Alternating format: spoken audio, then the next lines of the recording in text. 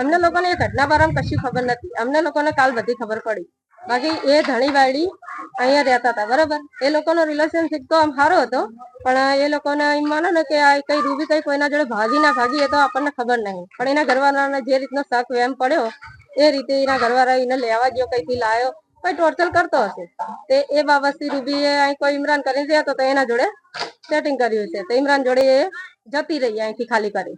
હવે ચારા કામ કર્યું, ચારા નહીં કર્યું એ કોઈને કઈ ખબર નહીં પડી. આ કાલ બધાને બધી ખબર પડી. ઇમરાન પકડાયો, પછી ઇમરાન ખુદ લઈને અહીંયા આવ્યો. ઇમરાને બધું કીધું કે અહીંયા આ બધું કર્યું અમે. પછી આ બધી વાત સામે આવી. ત્યાં સુધી કોઈ વાત સામે નથી આવી. એ તો પહેલા સારી રીતે રહેતા હતા. પછી ખબર શું થયું એ તો અલ્લાહ જાણે. અહીંથી એ ગાયબ થઈ ગઈ. એના પછી તે બધાને એમ જ કહેતી હતી દુબઈ ગયો, નોકરી કરવા ગયો, દુબઈ ગયો. બસ એક જ વાત કહેતી હતી. અહીં તો એમ માનો ને કે મારા ખ્યાલથી તો 5-6 વર્ષથી હું એ લોકોને જોતી હતી. यहाँ जो मकान मालिक वाला जो है वो जो समीर था उसकी वाइफ थी, वो जो रूबी, वो 5 साल से मैं यहाँ रहता हूँ.